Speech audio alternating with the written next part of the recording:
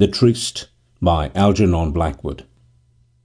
Je suis la première au rendezvous. Je vois autant. As he got out of the train at the little wayside station, he remembered the conversation as if it had been yesterday instead of 15 years ago, and his heart went thumping against his ribs so violently that he almost heard it. The original thrill came over him again with all its infinite yearning. He felt as if he had felt it then, not with that tragic lessening the interval had brought to each repetition of its memory.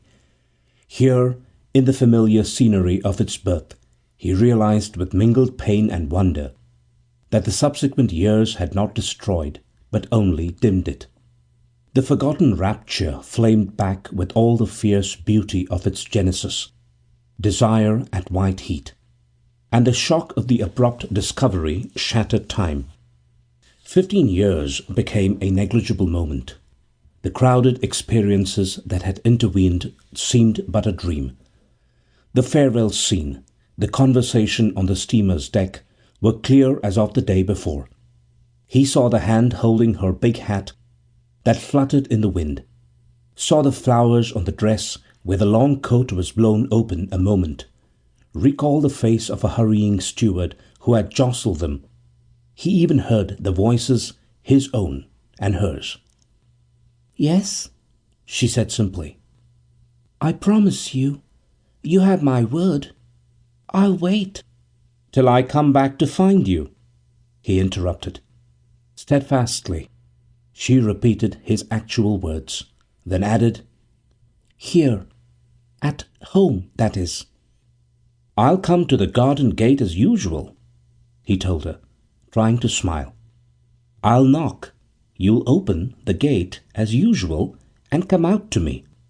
These words, too, she attempted to repeat, but her voice failed. Her eyes filled suddenly with tears. She looked into his face and nodded. It was just then that her little hand went up to hold the hat on. He saw the very gesture still.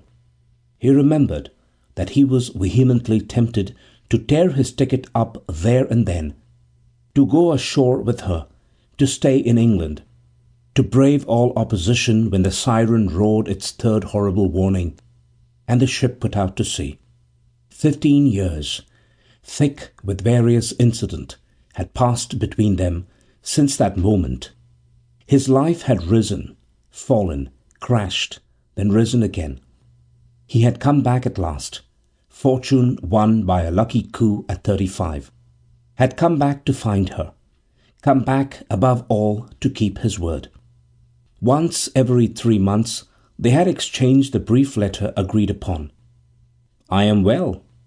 I am waiting. I am unhappy. I am unmarried. Yours."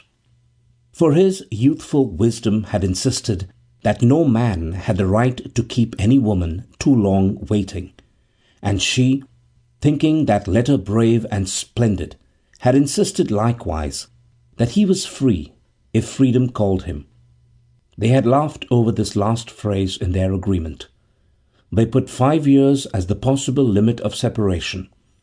By then he would have won success, and obstinate parents would have nothing more to say. But when the 5 years ended, he was on his uppers in a western mining town, and with the end of 10 in sight, those uppers, though changed, were little better, apparently, than patched and mended. It was just then, too, that the change which had been stealing over him betrayed itself. He realized it abruptly. A sense of shame and horror in him. The discovery was made unconsciously. It disclosed itself. He was reading her letter as a laborer on a Californian fruit farm. "Funny she doesn't marry someone else," he heard himself say. The words were out before he knew it, and certainly before he could suppress them. They just slipped out, startling him to the truth, and he knew instantly that the thought was fathered in him by a hidden wish. He was older. He had lived. It was a memory he loved. Despising himself in a contradictory fashion, both vaguely and fiercely, he yet held true to his boyhood promise. He did not write and offer to release her, as he knew they did in stories. He persuaded himself that he meant to keep his word. There was this fine, stupid, selfish obstinacy in his character. In any case, she would misunderstand and think he wanted to set free himself. Besides, I'm still awfully fond of her, he asserted. And it was true. Only the love, it seemed, had gone its way. Not that another woman took it. He kept himself clean, held firm as steel. The love apparently just faded of its own accord. Her image dimmed, her letters ceased to thrill, then ceased to interest him. Subsequent reflection made him realize other details about himself. In the interval he had suffered hardships, had learned the uncertainty of life that depends for its continuance on a little food, but that food often hard to come by, and had seen so many others go under that he held it more cheaply than of old. The wandering instinct, too, had caught him slowly killing the domestic impulse. He lost his desire for a settled place of abode, the desire for children of his own, lost the desire to marry at all. Also, he reminded himself with a smile, he had lost other things. The expression of youth she was accustomed to and held always in her thoughts of him, 2 fingers of one hand, his hair. He wore glasses too. The gentlemen adventurers of life get scarred in those wild places where he lived. He saw himself a rather battered specimen, well on the way to middle age. There was confusion in his mind, however, and in his heart a struggling complex of emotions that made it difficult to know exactly what he did feel. The dominant clue concealed itself. Feelings shifted. A single clear determinant did not offer. He was an honest fellow. "I can't quite make it out," he said. "What is it I really feel, and why?" His motive seemed confused. To keep the flame alight for 10 long buffeting years was no small achievement. Better men had succumbed in half the time. Yet something in him still held fast to the girl as with a band of steel that would not let her go entirely. Occasionally there came strong reversions, when he ached with longing, yearning, hope, when he loved her again, remembered passionately each detail of the far-off courtship days in the forbidden rectory garden beyond the small white garden gate. Or was it merely the image and the memory he loved again? He hardly knew himself. He could not tell. That again puzzled him. It was the wrong word, surely. He still wrote the promised letter. However, it was so easy. 3 short sentences could not betray the dead or dying fires. One day, besides, he would return and claim her. He meant to keep his word. And he had kept it. Here he was, this calm September afternoon, within 3 miles of the village where he first had kissed her, where the marvel of first love had come to both. 3 short miles between him and the little white garden gate, of which at this very moment she was intently thinking, and behind which some 50 minutes later she would be standing waiting for him. He had purposely left the train at an earlier station. He would walk over in the dusk, climb the familiar steps, knock at the white gate in the wall as of old, utter the promised words, "I have come back to find you," enter, and keep his word. He had written from Mexico a week before he sailed. He had made careful, even accurate calculations. In the dusk, on the 16th of September, I shall come and knock.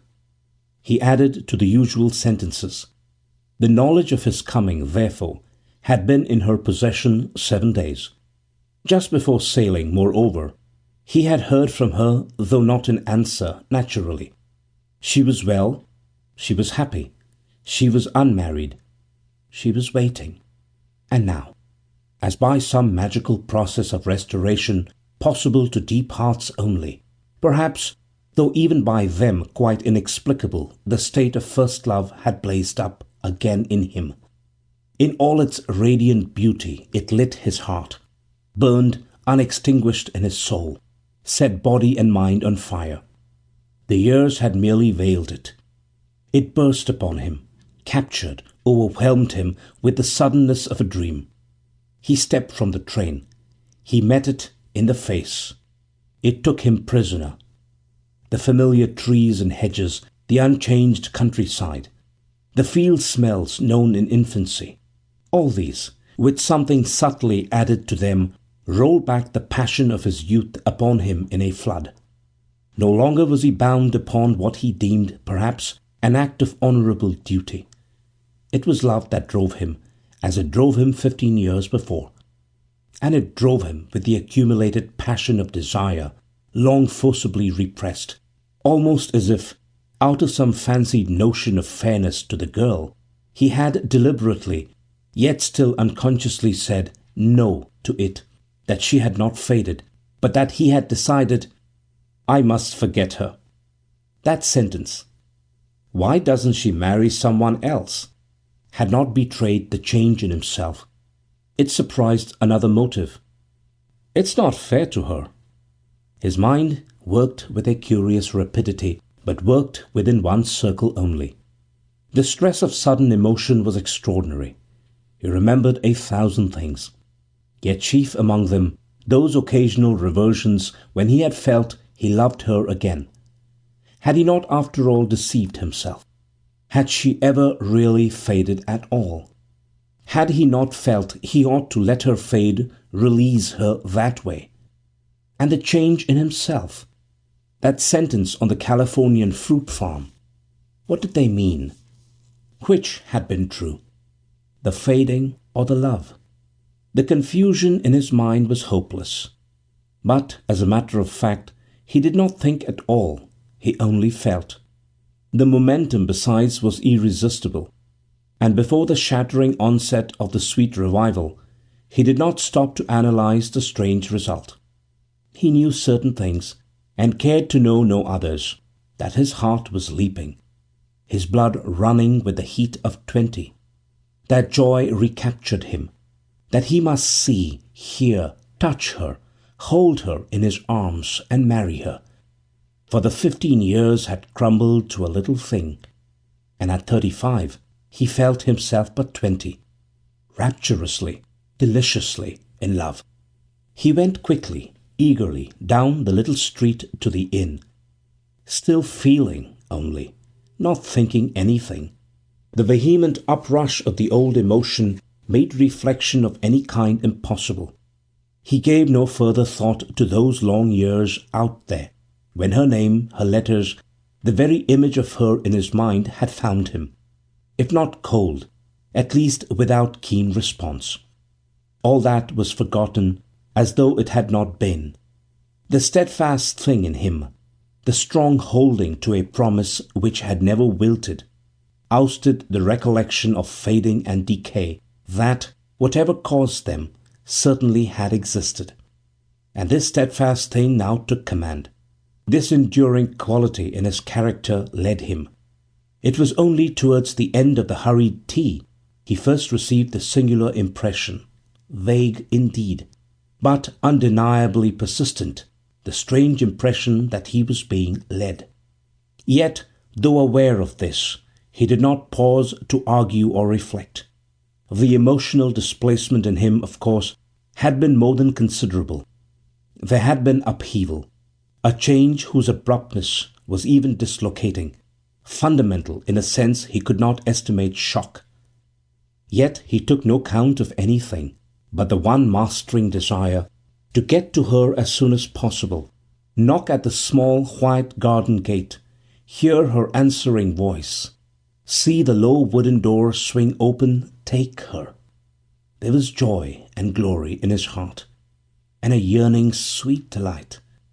At this very moment she was expecting him, and he had come. Behind these positive emotions, however, there lay concealed all the time others that were of a negative character. Consciously, he was not aware of them, but they were there. They revealed their presence in various little ways that puzzled him.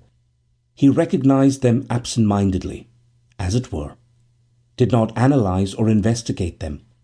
For through the confusion upon his faculties rose also a certain hint of insecurity that betrayed itself by a slight hesitancy or miscalculation in one or two unimportant actions. There was a touch of melancholy, too, a sense of something lost. It lay perhaps in that tinge of sadness which accompanies the twilight of an autumn day, when a gentler, mournful beauty veils a greater beauty that is past. Some trick of memory connected it with a scene of early boyhood, when, meaning to see the sunrise, he overslept, and by a brief half-hour was just too late. He noted it merely, then passed on. He did not understand it. He hurried all the more. This hurry the only sign that it was noted. "I must be quick," flashed up across his strongly positive emotions. And due to this hurry, possibly, were the slight miscalculations that he made. They were very trivial. He rang for sugar, though the bowl stood just before his eyes. Yet when the girl came in he forgot completely what he rang for, and inquired instead about the evening trains to London. And when the timetable was laid before him he examined it without intelligence, then looked up suddenly into the maid's face with a question about flowers. Were there flowers to be had in the village anywhere? What kind of flowers? Oh, a bouquet or a— He hesitated, searching for a word that tried to present itself, yet was not the word he wanted to make use of. Or a wreath of some sort. He finished. He took the very word he did not want to take. In several things he did and said, this hesitancy and miscalculation betrayed themselves such trivial things, yet significant in an elusive way, that he disliked. There was sadness, insecurity somewhere in them, and he resented them, aware of their existence only because they qualified his joy. There was a whispered "no" floating somewhere in the dusk. Almost he felt disquiet. He hurried, more and more eager to be off upon his journey, the final part of it. Moreover, there were other signs of an odd miscalculation, dislocation perhaps, properly speaking, in him. Though the inn was familiar from his boyhood days, kept by the same old couple too, he volunteered no information about himself, nor asked a single question about the village he was bound for. He did not even inquire if the rector, her father, still were living, and when he left he entirely neglected the gilt-framed mirror above the mantelpiece, of plush dusty pampas grass in waterless vases on either side. It did not matter, apparently, whether he looked well or ill, tidy or untidy. He forgot that when his cap was off the absence of thick, accustomed hair must alter him considerably, forgot also that 2 fingers were missing from one hand, the right hand, the hand that she would presently clasp. Nor did it occur to him that he wore glasses, which must change his expression and add to the appearance of the years he bore. None of these obvious and natural things seemed to come into his thoughts at all. He was in a hurry to be off. He did not think.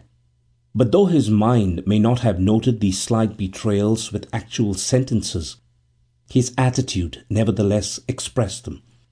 This was, it seemed, the feeling in him. What could such details matter to her now? Why, indeed, should he give to them a single thought? It was himself she loved and waited for, not separate items of his external physical image. As well as think of the fact that she too must have altered outwardly. It never once occurred to him. Such details were of to-day. He was only impatient to come to her quickly, very quickly, instantly if possible. He hurried. There was a flood of boyhood's joy in him. He paid for the tea, giving a tip that was twice the price of the meal, and set out gaily and impetuously along the winding lane, charged to the brim with a sweet picture of a small white garden gate, the loved face close behind it. He went forward at a headlong pace, singing Nancy Lee as he used to sing it 15 years before. With action, then, the negative sensations hid themselves, obliterated by the positive ones that took command. The former, however, merely lay concealed. They waited. Thus perhaps does vital emotion, overlong restrained, denied, indeed, of its blossoming, altogether take revenge. Repressed elements in his psychic life asserted themselves, selecting, as though naturally, a dramatic form. The dusk fell rapidly. Mist rose in floating strips across the meadows by the stream. The old, familiar details beckoned him forwards, then drove him from behind as he went swiftly past them. He recognized others rising through the thickening air beyond. They nodded, peered, and whispered. Sometimes they almost sang. And each added to his inner happiness. Each brought its sweet and precious contribution and built it into the reconstructed picture of the earlier, long-forgotten rapture. It was an enticing and enchanted journey that he made. Something impossibly blissful in it. Something, too, that seemed curiously inevitable. For the scenery had not altered all these years. The details of the country were unchanged. Everything he saw was rich with dear and precious association, increasing the momentum of the tide that carried him along. Yonder was the stile over whose broken step he had helped her yesterday, and there the slippery plank across the stream where she looked above her shoulder to ask for his support. He saw the very bramble bushes where she scratched her hand, a blackberrying, the day before, and finally the weather-stained signpost to the rectory.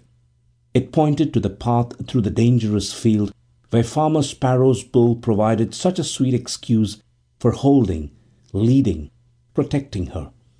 From the entire landscape rose a steam of recent memory, each incident alive, each little detail brimmed with its cargo of fond association.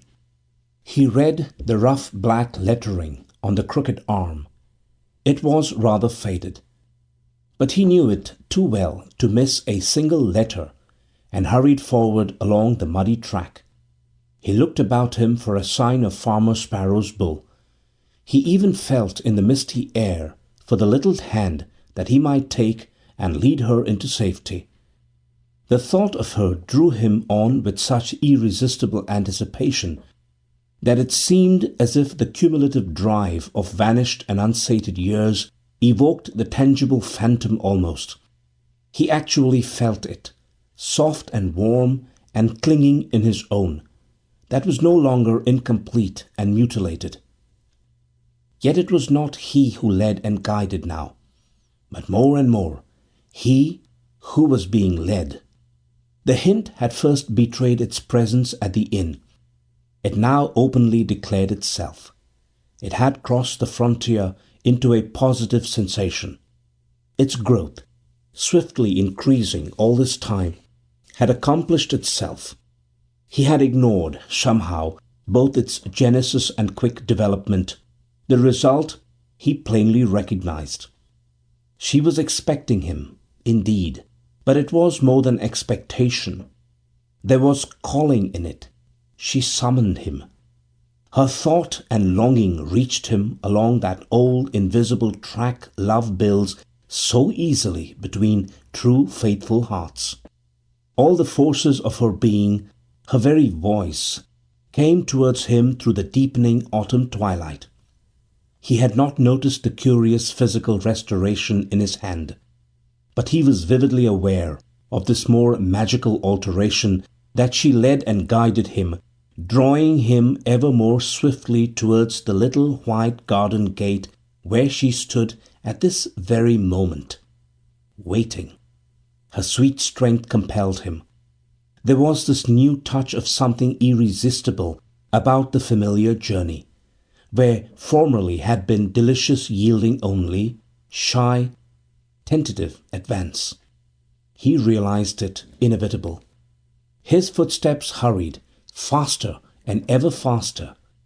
So deep was the allurement in his blood, he almost ran.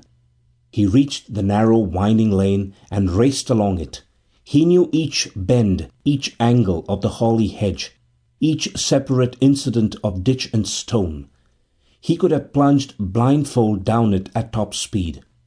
The familiar perfumes rushed at him, dead leaves and mossy earth and ferns and dock leaves, bringing the bewildering currents of strong emotion in him all together as in a rising wave.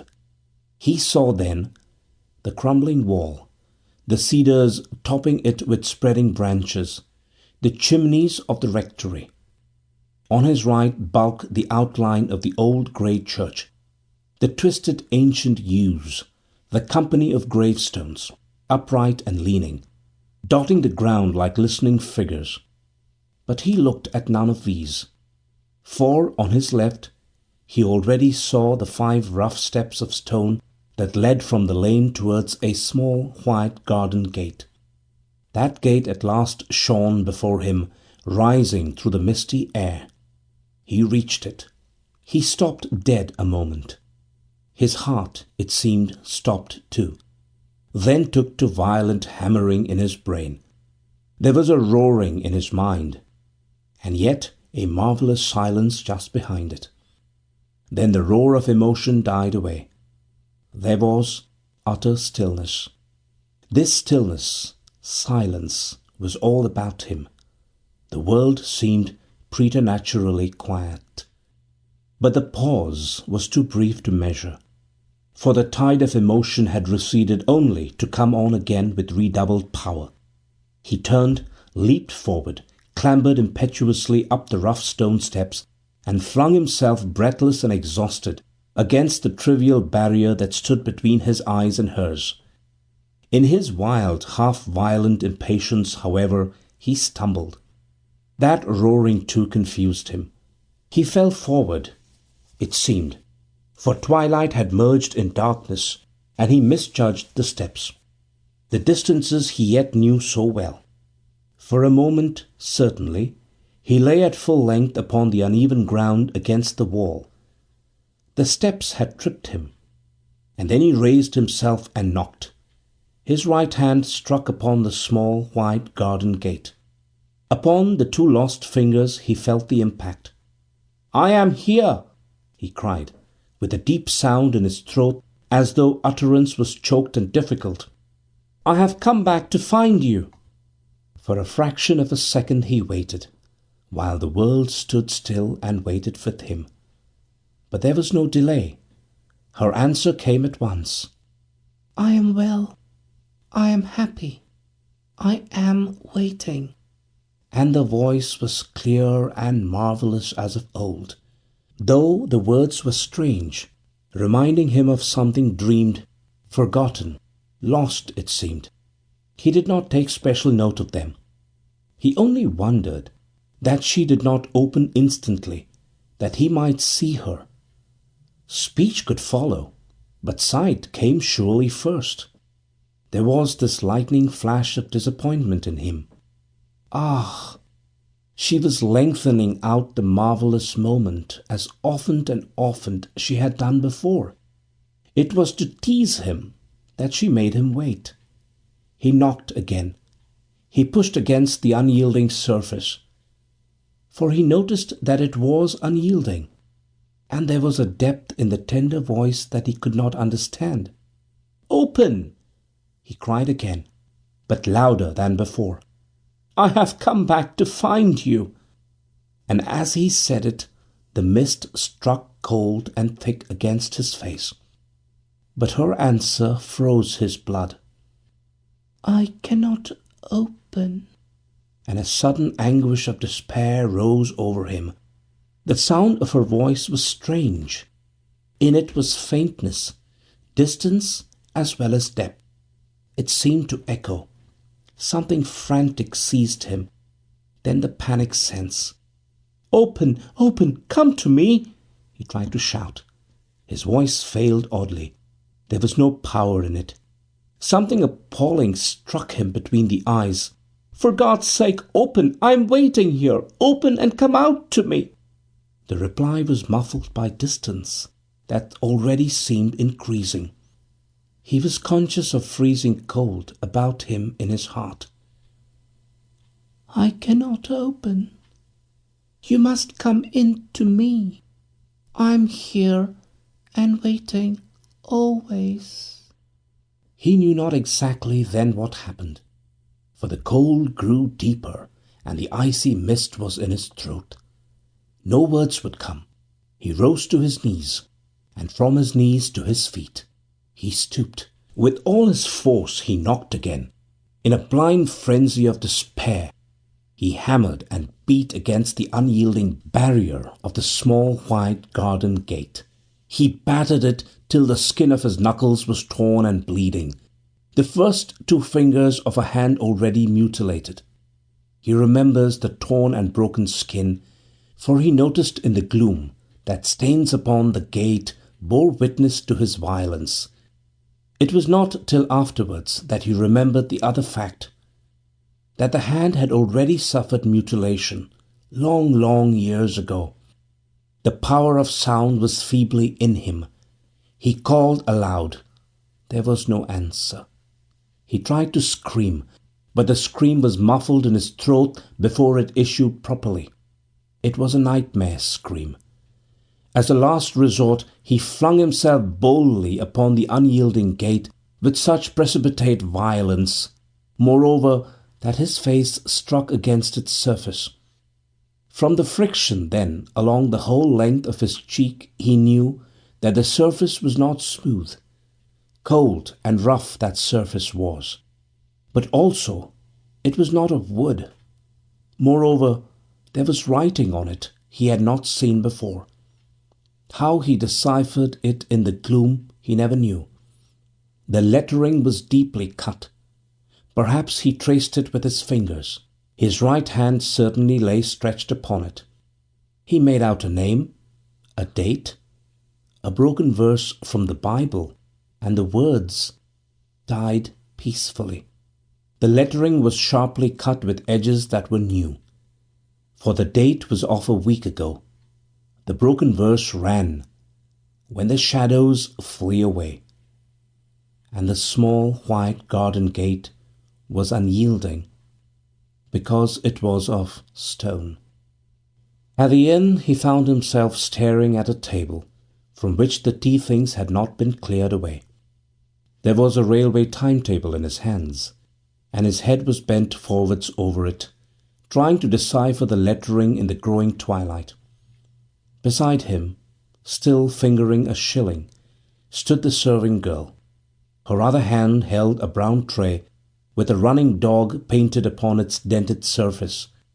It swung to and fro a little as she spoke, evidently continuing a conversation her customer had begun, for she was giving information in the colourless, disinterested voice such persons use.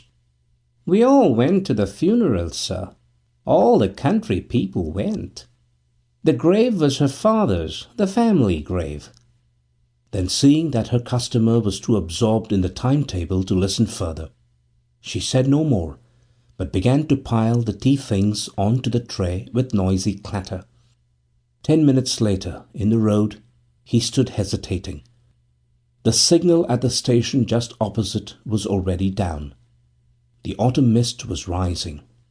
He looked along the winding road that melted away into the distance, then slowly turned and reached the platform just as the London train came in. He felt very old, too old to walk 6 miles. End of The Tryst by Algernon Blackwood.